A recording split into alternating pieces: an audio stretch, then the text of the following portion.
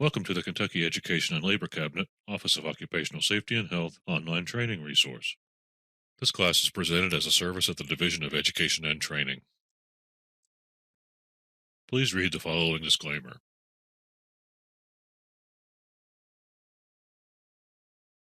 Welcome to the course, Walking Working Surfaces, Part 1.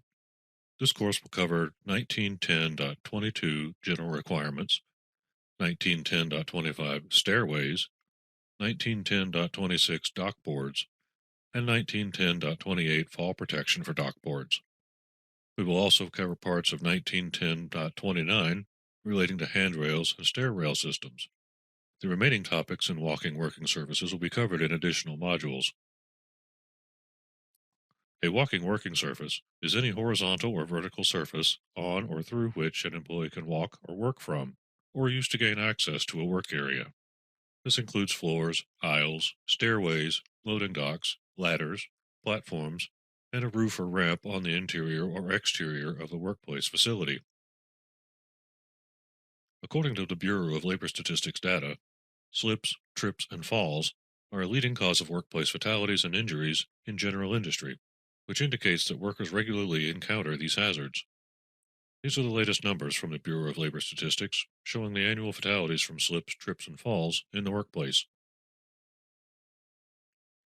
65% of fall-related injuries occur as a result of falls from same-level walking surfaces.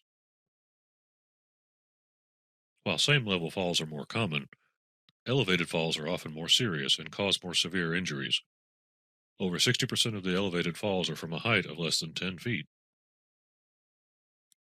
Accidents involving slips, trips, and falls send 9 million people to the hospital each year and are a leading cause of workers' compensation claims.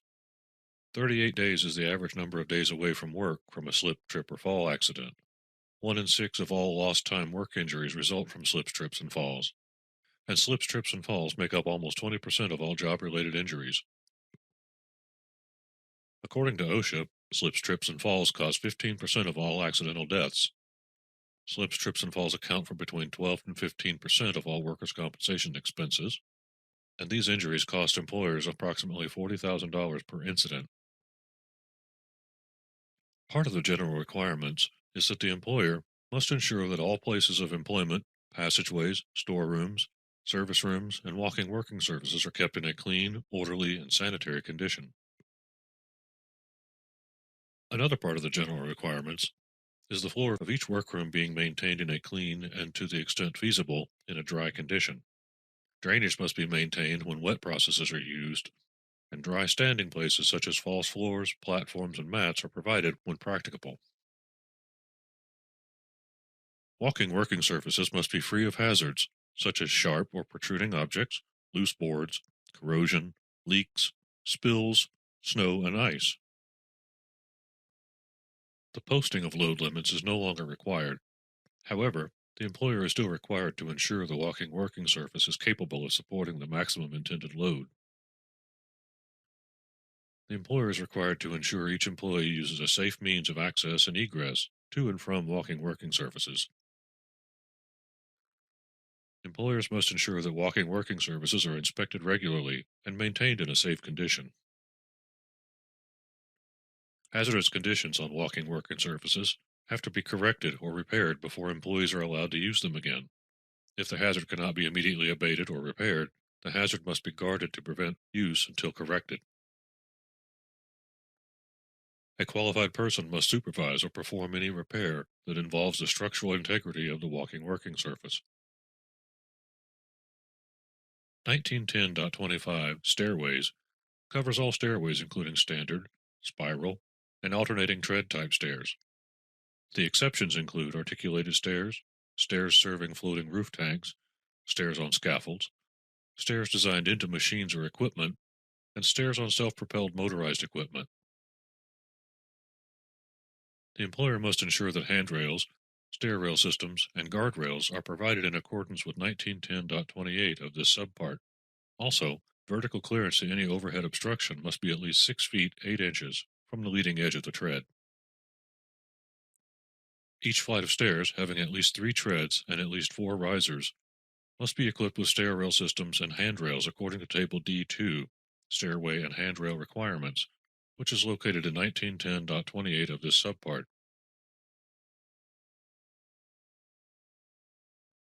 The employer must also ensure that stairs have uniform riser heights and tread depths between landings. The stairway landing and/or platform must be at least the width of the stairs and at least 30 inches of depth in the direction of travel. If a door or gate opens onto a stairway, a platform must be provided, and the swing of the door must not reduce the platform's usable depth to the following dimensions: less than 20 inches for platforms installed before January 17, 2017, or less than 22 inches for platforms installed after January 17, 2017. Standard stairs are used to provide access from one walking working surface to another when operations necessitate regular and routine travel between the levels, including access to operating platforms for equipment. Winding stairs may be used on tanks or similar round structures when the diameter of the tank or structure is at least 5 feet. Spiral, ship, or alternating tread type stairs are used only when the employer can demonstrate that it is not feasible to provide standard stairs. In addition to the general requirements for stairways, the employer must ensure that spiral stairs have a minimum clear width of 26 inches, a maximum riser height of 9.5 inches, minimum tread depth of 7.5 inches, and also have uniform tread size. The employer must ensure that ship stairs are installed at 50 to 70 degrees from horizontal, have open risers with a vertical height between 6.5 and 12 inches, have a minimum tread depth of 4 inches, and a minimum tread width of 18 inches. The employer must ensure that alternating tread type stairs have treads installed at a slope of 50 to 70 degrees from horizontal, have a distance between handrails of 17 to 24 inches, a minimum tread depth of 8.5 inches, open risers if the tread depth is less than 9.5 inches, and a minimum tread width of 7 inches. A handrail is a rail used to provide employees with a handhold for support. A stair rail or stair rail system is a barrier erected along the open side of the stairway to prevent employees from falling to a lower level. Note the definitions, functions, and height requirements for handrails and stair rails are not the same for both items. The height of handrails shall not be less than 30 inches or more than 38 inches from the leading edge of the stair tread to the top of the rail. The height of stair rails installed before January 17, 2017 shall not be less than 30 inches from the leading edge of the tread to the top of the rail. For stair rails installed on or after January 17, 2017, they shall not be less than 42 inches from the leading edge of the tread to the top of the rail. The top rail of a stair rail system may serve as a handrail only when the height of the system is not less than 36 inches and not greater than 38 inches, and the top rail meets all other handrail requirements. This can only be applied to stair rail systems installed prior to January 17, 2017. The minimum finger distance between the handrails and any other object is 2.25 inches.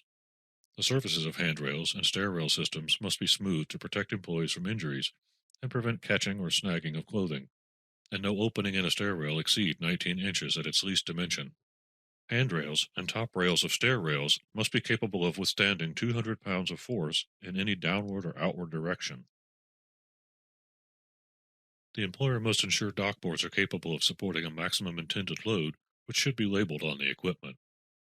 Dockboards put into service on or after January 17, 2017 must be designed, constructed, and maintained to prevent transfer vehicles from running off the edge. If the employer can demonstrate that there is no hazard of transfer vehicles running off the dockboard edge, they may use a dockboard without runoff protection. Dockboards must be secured by anchoring them in place or using equipment or devices that prevent the dockboard from moving out of a safe position, unless the employer can demonstrate that securing the dockboards is not feasible.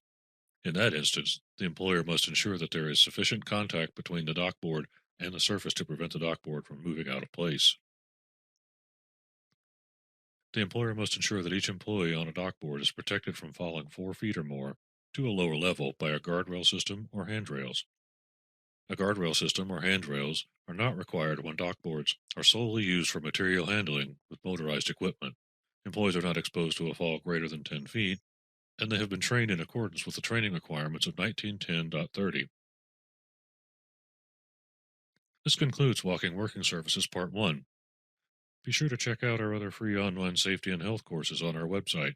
And as always, thank you for taking this course.